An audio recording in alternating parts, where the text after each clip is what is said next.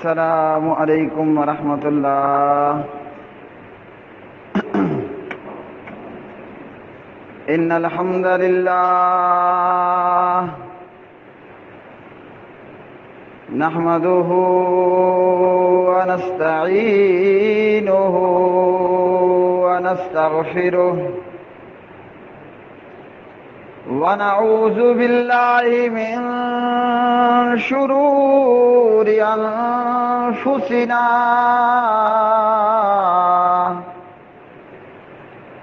ومن سیئات اعمالنا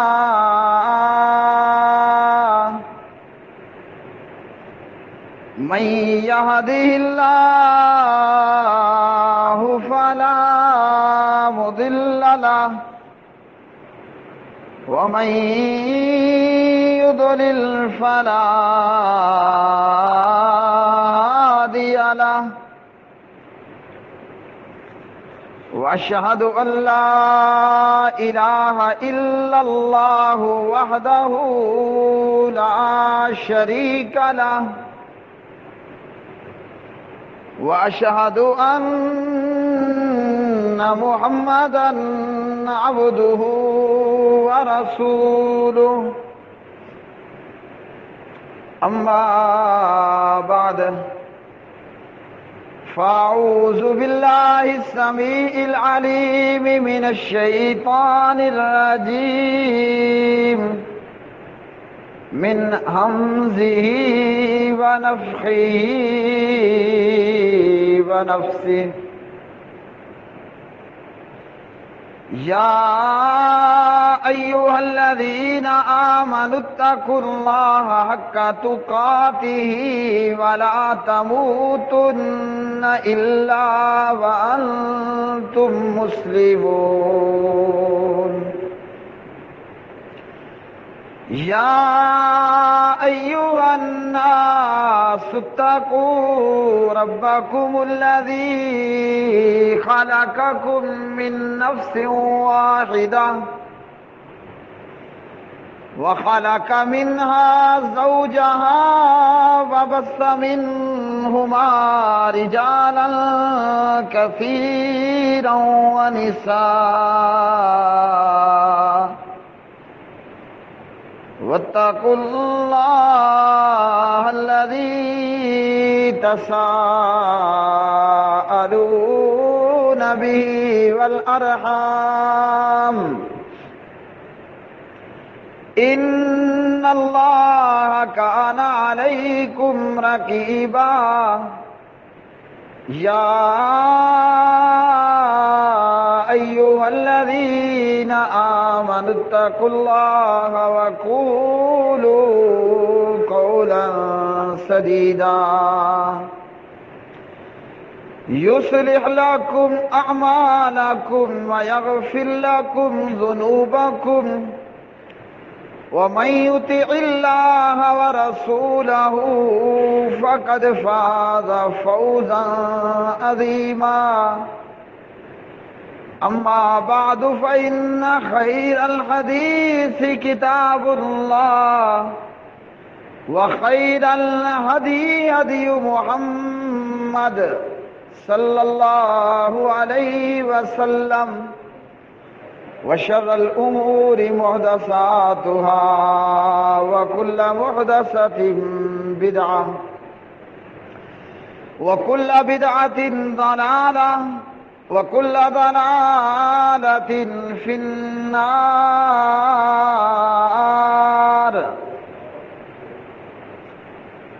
ولله على الناس حج البيت من استطاع إليه سبيلا ومن كفر فإن الله غني عن العالمين وقال النبي صلى الله تعالى عليه وسلم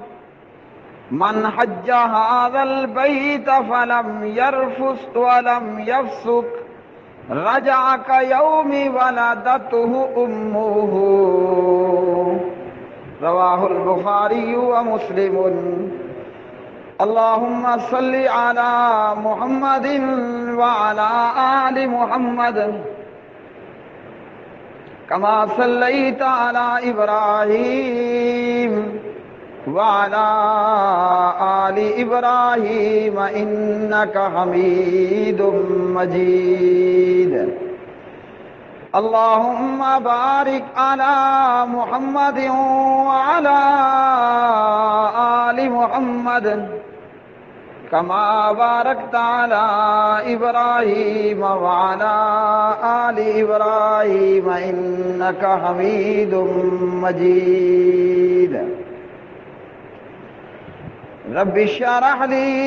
صدری ویسر لی امری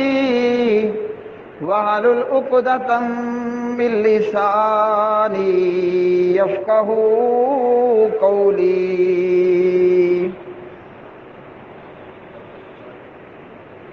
ہر قسم کی حمد و ثنا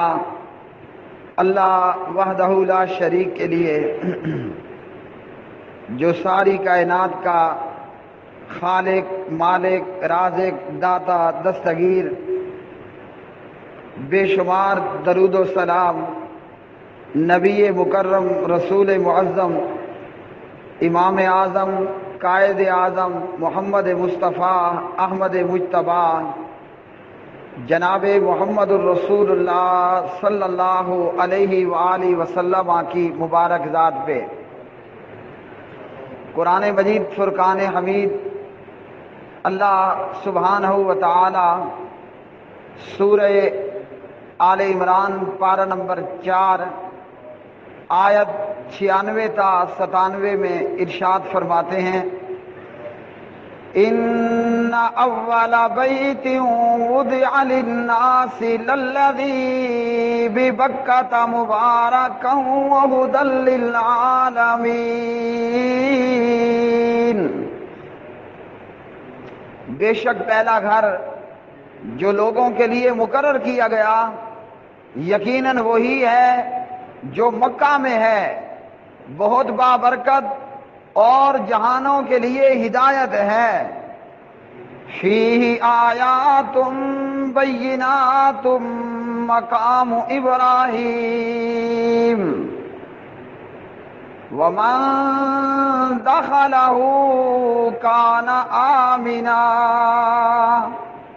اس میں واضح نشانیاں ہیں ابراہیم علیہ السلام کے کھڑے ہونے کی جگہ، اور جو کوئی اس میں داخل ہوا امن والا ہو گیا۔ وَلِلَّهِ عَلَى النَّاسِ حِجُّ الْبَيْتِ مَنِ اسْتَطَاعَ إِلَيْهِ سَبِيلًا۔ اور اللہ تعالیٰ کے لیے لوگوں پر اس گھر کا حج فرض ہے جو اس کی طرف راستے کی طاقت رکھے۔ وَمَن كَفَرَ فَإِنَّ اللَّهَ غَنِيٌّ عَنِ الْعَالَمِينَ۔ اور جس نے کفر کیا تو بے شک اللہ تعالیٰ تمام جہانوں سے بہت بے پرواہ ہے۔ حضرت ابو ذر رضی اللہ تعالی عنہ راوی ہیں، صحیح بخاری کے اندر حدیث نمبر 3366 جناب نبی کریم علیہ السلام سے ابو ذر رضی اللہ تعالی عنہ سوال کرتے ہیں، سوال پوچھتے ہیں، اے اللہ کے رسول صلی اللہ علیہ وسلم، روئے زمین پر سب سے پہلی مسجد کون سی بنائی گئی؟ تو پیارے نبی علیہ السلام نے فرمایا، روئے زمین پر سب سے پہلی بنائی جانے والی مسجد وہ مسجد حرام ہے جو مکہ میں ہے۔ ابو ذر کہتے ہیں میں نے پوچھا اس کے بعد دوسرا نمبر کس کا ہے؟ تو حضور نبی کریم علیہ السلام فرماتے ہیں روئے زمین پر دوسری مسجد وہ مسجد اقصی ہے۔ اور پوچھا کہ ان دونوں کے درمیان کتنی مدت ہے؟ تو حضور نبی کریم علیہ السلام فرماتے ہیں 40 سال۔ تو قرآن مجید کی اس آیت مبارکہ سے اور صحیح بخاری میں نبی علیہ الصلوۃ والسلام کی اس حدیث سے ہمیں یہ معلوم ہوا کہ روئے زمین پر سب سے پہلی بنائی جانے والی مسجد وہ مسجد حرام ہے جو کہ مکہ میں ہے، اور اللہ سبحانہ و تعالیٰ نے فرمایا جو اس میں داخل ہو گیا وہ امن والا ہو گیا۔ مکہ کے مشرک اپنے باپ کے قاتل کو بھی حرم میں اور مسجد حرام میں کوئی کسی قسم کی تکلیف دینے والے نہیں ہوتے، یعنی باپ کے قاتل کو بھی چھوڑ دیا کرتے تھے۔ اور اللہ رب العالمین نے فرمایا کہ اللہ کے لیے لوگوں پر اس گھر کا حج جو ہے وہ فرض ہے۔ اب وہ کون سے لوگ ہیں؟ وہ لوگ ہیں کلمہ پڑھنے والے مومن ایماندار، لا الہ الا اللہ محمد الرسول اللہ پڑھنے والے۔ تو فرمایا کہ لوگوں پر بیت اللہ کا حج کرنا یہ فرض ہے۔ اب سوال یہ ہے کہ کیا عمرہ کرنا بھی فرض ہے؟ تو عمرہ کرنا یہ سنت مؤکدہ ہے، اور حج ہر مسلمان کے اوپر جو ہے وہ فرض ہے۔ پیارے نبی علیہ الصلوۃ والسلام صحیح بخاری کتاب الایمان میں حضرت عبداللہ ابن عمر رضی اللہ تعالی عنہما کی روایت میں فرماتے ہیں بنی الاسلام علی خمس، اسلام کی بنیاد وہ 5 چیزوں پر ہے، یعنی اسلام کے پلر وہ 5 بنیادوں پر اسلام ہے۔ ان میں سے پہلی چیز اللہ کی توحید کی گواہی دینا اور حضور نبی کریم صلی اللہ علیہ وسلم کی رسالت و عبدیت کی گواہی دینا، اشہد ان لا الہ الا اللہ واشہد ان محمدً عبدہ ورسولہ۔ اسلام کے 5 ارکان میں سے دوسرا رکن ہے اقامت الصلاۃ، نماز کا پڑھنا، اور نماز متعلق حضور نبی کریم علیہ السلام فرماتے ہیں بچہ جب 7 سال کا ہو جائے تو اسے نماز پڑھنے کا کہنا ہے، اور جب بچہ 10 سال کا ہو جائے اسے نماز نہ پڑھنے پر مارنا ہے۔ بریکٹ میں یہ اور بات ہے کہ ہم بڑی بڑی عمر کو ماں باپ ہو کر نماز نہیں پڑھتے، اولاد کیا خاک نماز پڑھے گی۔ اور اسی طرح ارکان اسلام میں سے تیسرا رکن ہے ایتاء الزکوٰۃ، زکوٰۃ کا ادا کرنا۔ جس بندہ مومن کے پاس سونا ہے، چاندی ہے، اور اسی طرح کھیت کھلیان ہیں تو اسے عشر اور زکوٰۃ دینا ہوگی، اور اس کا اپنا ایک نصاب ہے۔ اور اسی طرح پیارے نبی علیہ الصلوۃ والسلام نے فرمایا وصوم رمضان، رمضان المبارک کے روزے رکھنا۔ اور اسلام کے 5 ارکان میں سے ایک رکن، 5واں رکن وہ بیت اللہ کا حج بھی ہے۔ تو پیارے نبی نے فرمایا اسلام کے 5 رکن ہیں، اور ان 5 ارکان میں سے ایک رکن وہ بندہ مومن پر زندگی میں ایک مرتبہ صاحب استطاعت ہونے پر بیت اللہ کا حج کرنا ہے۔ ایک صحابی نے پوچھا یا رسول اللہ صلی اللہ علیہ وسلم کیا ہر سال ہی حج فرض ہے؟ حضور خاموش رہتے ہیں۔ وہ دوبارہ پوچھتا ہے کہ کیا ہر سال ہی حج فرض ہے؟ حضور نبی کریم علیہ السلام خاموش رہتے ہیں۔ پھر آپ نے فرمایا اگر میں ہاں کہہ دیتا تو ہر سال ہی حج فرض ہو جاتا۔ تو اس سے ایک تو یہ معلوم ہوا خام خواہ کے سوالات سے گریز کرنا ہے، اور دوسرا یہ معلوم ہوا کہ زندگی میں ایک مرتبہ ایک مسلمان پر بیت اللہ کا حج فرض ہے، اور صاحب استطاعت ہونے پر۔ استطاعت کیا ہے؟ صاحب استطاعت کی تفسیر یہ ہے کہ زاد راہ اور سواری ہو، اس کے پاس آنے جانے کا خرچہ بھی ہو اور سواری بھی ہو، یا یہ کہ سواری پر سوار ہونے کی طاقت بھی ہو۔ بہت بوڑھا ہے، بیمار ہے، لاغر ہے، کمزور ہے، کسی بری بیماری کا شکار ہے اور سفر نہیں کر پاتا، اور یا یہ کہ بوڑھا اور بیمار ہے اور سواری پہ سوار نہیں ہو سکتا، تو پھر اس کی طرف سے کوئی اور حج بدل کر سکتا ہے جس نے خود حج کیا ہو۔ نبی علیہ الصلوۃ والسلام سے ایک عورت سوال کرتی ہے، ایک عورت پوچھتی ہے، صحیح بخاری میں حدیث نمبر 1855 کے اندر ایک عورت آئی، ابن عباس رضی اللہ تعالی عنہما راوی، ایک عورت، ایک صحابیہ آتی ہیں اور آ کر پوچھتی ہیں کہ یا رسول اللہ صلی اللہ علیہ وسلم، میرے باپ پر حج فرض ہو چکا ہے، لیکن مسئلہ پرابلم یہ ہے کہ میرا باپ بہت زیادہ بوڑھا ہے اور اپنے بڑھاپے کی وجہ سے وہ سواری پہ جم کر بیٹھ نہیں سکتا، تو کیا میں اپنے باپ کی طرف سے حج کروں؟ تو حضور نبی کریم علیہ الصلوۃ والسلام فرماتے ہیں کہ ہاں، اپنے باپ کی طرف سے حج کرو، اور یہ حج اس وقت ہوگا، کوئی کسی کی طرف سے حج عمرہ تبھی کر سکتا ہے کہ جب اس نے خود حج عمرہ کیا ہوا ہو۔ اور اسی طرح اگر کسی شخص پر حج فرض تھا، وہ اپنی سستی کی وجہ سے حج نہ کر پایا اور مر گیا، تو اس کے چھوڑے ہوئے مال میں سے سب سے پہلے حج ادا کیا جائے گا۔ ابن عباس رضی اللہ تعالی عنہما راوی ہیں، صحیح بخاری میں حدیث نمبر 6699 اور مسلم کے اندر 1148 نمبر کی حدیث، آپ علیہ الصلوۃ والسلام نے فرمایا، فقد اللہ فہو حق بالقضاء، اللہ کا قرض ادا کرو کیونکہ وہ پورا کیا جانے کا زیادہ حقدار ہے۔ تو بیت اللہ کا حج ہر مسلمان پر زندگی میں ایک مرتبہ فرض ہے، اور جو خود حج کر چکا ہو وہ کسی مومن کی طرف سے حج کر سکتا ہے۔ عبداللہ ابن عباس رضی اللہ تعالی عنہما راوی ہیں، اور ابو داود کے اندر حدیث نمبر 1811۔ اور یہاں یاد رکھیے، اگر عمرہ کرنے والا اور حج کرنے والا بندہ بے نمازی ہے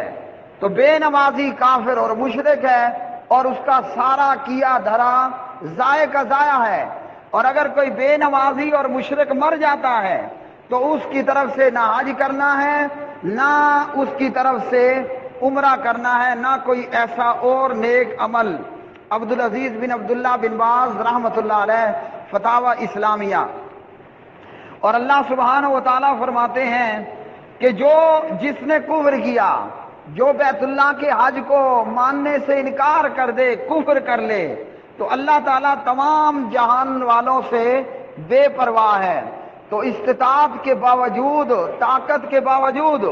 حج نہ کرنا یہ کفر ہے۔ اور اسی طرح جو شخص بغیر حج کیے صاحب استطاعت ہونے کے باوجود مر جاتا ہے، تو امام ابن کثیر رحمہ اللہ نے ابو بکر اسماعیلی کی سند سے امیر المومنین عمر ابن خطاب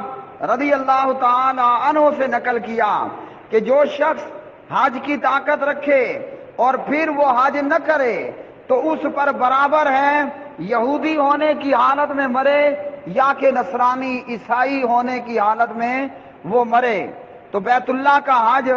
یہ ہر مسلمان پر صاحب استطاعت ہونے پر زندگی میں ایک مرتبہ اس کا ادا کرنا ضروری ہے۔ حج ایک ایسی عبادت ہے کہ جس کے اندر بندہ اپنا مال بھی خرچ کرتا ہے۔ حج ایک ایسی عبادت ہے کہ جس کے اندر بندہ اپنا مال بھی خرچ کرتا ہے، اپنی جان بھی خرچ کرتا ہے، اور اپنا وقت بھی فی سبیل اللہ وہ خرچ کرتا ہے۔ اور نبی علیہ الصلوۃ والسلام کی احادیث حج اور عمرے کے حوالے سے آپ نے فرمایا، حج اور عمرہ پے در پہ کرو، یعنی ایک مرتبہ کیا تو بار بار وقتاً فوقتاً کرو۔ حج اور عمرہ جہاں گناہوں کو ختم کرتا ہے، حج اور عمرہ جہاں گناہوں کو ختم کرتا ہے، وہیں حج اور عمرہ یہ مال میں برکت بھی پیدا کرتا ہے۔ شیطان کہنے کو اور شیطان دھوکہ لگانے کو دھوکہ دیتا ہے کہ اگر لاکھ، 1.5 لاکھ یا 5 لاکھ کے قریب، 6 لاکھ کے قریب خرچ کیا تو تو خود غریب ہو جائے گا، جبکہ پیارے نبی علیہ الصلوۃ والسلام فرماتے ہیں حج عمرہ غریبی اور غربت کو اور فقر و فاقے کو ختم کرتا ہے۔ اور اسی طرح حج اور عمرہ، پیارے نبی علیہ السلام نے فرمایا جس نے حج کیا، صحیح بخاری کے اندر نبی علیہ السلام کا فرمان حدیث نمبر 1820، فرمایا من حج ھذا البیت، جس نے حج کیا اور شہوانی باتوں اور فسق و فجور سے بچا تو حج کر کے وہ گناہوں سے ایسے پاک ہو گیا، فرمایا کہ جیسے اسے اس کی ماں نے اس دن جنا ہو، یعنی پیدا ہونے والا بچہ جس طرح گناہوں سے پاک ہوتا ہے، پیدا ہونے والا بچہ جس طرح گناہوں سے پاک ہوتا ہے، حاجی حج کر کے بھی اسی طرح گناہوں سے پاک ہو جاتا ہے۔ تو بیت اللہ کا حج جو کہ ایک فریضہ بھی ہے اور ایک عظیم سعادت و عبادت بھی ہے کہ بندہ مومن اپنا مال بھی خرچ کرتا ہے، اپنی جان بھی خرچ کرتا ہے اور اپنے وقت کی بھی قربانی دیتا ہے، اور یہ وہ عظیم عبادت ہے بیت اللہ کا حج اور عمرہ کرنا کہ اس عبادت کے نتیجے میں بندے کے مال میں بھی خیر و برکت ہوتی ہے اور اسی طرح بندے کے گناہ بھی ختم ہو جاتے ہیں۔ ہاں، بریکٹ میں اتنا ضرور یاد رکھنا ہے کہ صغیرہ گناہ معاف ہوتے ہیں، یہ نہیں کہ قاتل کو قتل معاف ہو جائے گا، یہ نہیں کہ چور ڈاکو کو چوری اور ڈاکہ معاف ہو جائے گا، بلکہ صغیرہ گناہ معاف ہوں گے، اور کبیرہ گناہوں کے لیے باقاعدہ توبہ کی شرائط کے ساتھ توبہ کرنا پڑتی ہے، تب وہ گناہ معاف ہوتے ہیں۔ لیکن کتنے ہی مسلمان ہیں، کتنے ہی کلمہ پڑھنے والے ہیں، لاکھوں ہزاروں اور کروڑوں کے مالک، لاکھوں ہزاروں اور کروڑوں کے مالک ہیں، لیکن حج کیے بغیر دنیا سے گزر جاتے ہیں۔ نتیجہ یہ ہے کہ اللہ کا عذاب اس لیے پھر لوگوں پر نازل ہوتا ہے جو اللہ نے ہم پہ فرض کیے ان کی ادائیگی میں کوتاہی کرنا، سستی کرنا، تو پھر اللہ تعالیٰ اپنے عذاب لے کر آتا ہے جو مختلف صورتوں میں نازل ہوتے ہیں۔ اور یہی وجہ ہے کہ آج مسلمان اس پر اگر زکوٰۃ فرض ہے تو ادا نہیں کرتا، آج مسلمان اگر اس پر فصل کا 10واں اور 20واں بنتا ہے تو وہ فصل کا عشر ادا نہیں کرتا، اور فی سبیل اللہ خرچ کرنا، پڑوسی بھوکا مر رہا ہے، پیاسا مر رہا ہے، مریض بیماری کے ہاتھوں مجبور اور لاچار ہے، اللہ کی راہ میں اگر یتیموں پر خرچ کرنا ہے، غریبوں اور مسافروں اور بیماروں اور مریضوں پر خرچ کرنا، یا اللہ کے گھروں میں مسجدوں پر خرچ کرنا، تو مسلمان فرضی زکوٰۃ اور اللہ کی راہ میں جو فرض مال ادا خرچ کرنا ہے وہ بھی نہیں کرتا اور فی سبیل اللہ بھی خرچ نہیں کرتا۔ نتیجہ یہ کہ اللہ سبحانہ و تعالی ایسے ایسے عذاب لے کر آتا ہے جن میں سے آج دنیا بھر میں بالعموم اور بالخصوص ہمارے ملک میں کہ جناب ہم نے حج اور عمرہ کرنا چھوڑ دیا، کتنے لاکھوں اور کروڑوں کے مالک لوگ مگر حج عمرہ کیے بغیر دنیا سے رخصت ہو گئے، اور کتنے لوگ جن کے پاس سونا ہے، چاندی ہے، مگر زکوٰۃ کوئی نہیں دینی، جن کو اللہ نے گندم، کپاس، چاول دیے مگر 10واں اور 20واں کوئی نہیں دینا۔ اور اس ساری بدعمالیوں کا نتیجہ کیا نکلتا ہے کہ ہم سے پیسہ بھی نکل رہا ہے اور ثواب بھی کوئی نہیں ہو رہا، یعنی ٹیکس پہ ٹیکس آئے جا رہے ہیں اور اس پر نہ گناہ ختم ہوتے ہیں نہ اس پر جو ہے وہ مال میں برکت ہوتی ہے۔ تو ہر مسلمان پر زندگی میں ایک مرتبہ بیت اللہ کا حج کرنا فرض ہے صاحب استطاعت ہونے کی صورت میں، اور اس میں بندہ مومن اپنا مال بھی خرچ کرتا ہے، اپنی جان بھی خرچ کرتا ہے اور دیگر قوت و توانائیوں کو بھی خرچ کرتا ہے، اور اسی طرح اللہ کی راہ میں حج قران کرنے والا، تمتع کرنے والا ہدی کی صورت میں، قربانی کی صورت میں اللہ کی راہ میں جانور بھی ذبح کرتا ہے۔ اللہ وحدہ لا شریک سے دعا ہے کہ اللہ سبحانہ و تعالی ہمیں ارکان اسلام پر عمل پیرا ہونے کی اور اپنے حکموں پر عمل پیرا ہونے کی توفیق عطا فرمائے، تاکہ ہماری دنیا بھی سنور جائے اور ہماری آخرت بھی بن جائے۔ بیت اللہ کا حج یہ دنیا بھی سنوارتا ہے اور آخرت بھی بناتا ہے۔ اگر آپ کے اکاؤنٹ میں 1,00,000 ہے، وہ حج اور عمرے پر خرچ کیجئے اور دیکھیے کہ رزلٹ کیا نکلتا ہے کہ خرچ کرنے کے باوجود آپ کا اکاؤنٹ بڑھے گا، کم نہیں ہوگا۔ اقول قولی ھذا استغفر اللہ لی ولکم ولسائر المسلمین والمؤمنین۔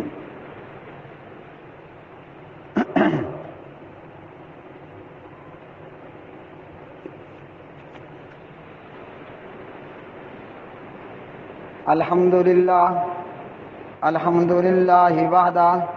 والصلاة والسلام علی من لا نبی بعدہ۔ پیارے بھائیو، عید قربان کی آمد ہے اور جناب نبی کریم علیہ الصلاۃ والسلام نے قربانی کے عید کے تعلق سے اور قربانی کے جانور کے حوالے سے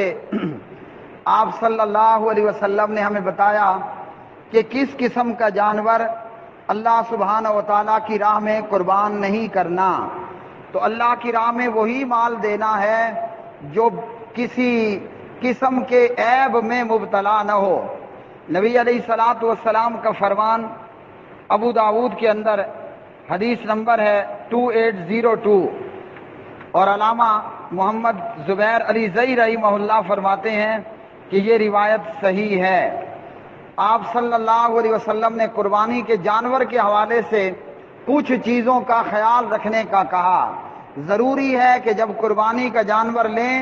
تو اس جانور کے اندر یہ عیب اور خرابیاں موجود نہ ہوں۔ فرمایا اربع لا تجوز فی الاضاحی، 4 قسم کے جانور وہ قربانی میں جائز نہیں ہیں، یعنی 4 قسم کے ایسے جانور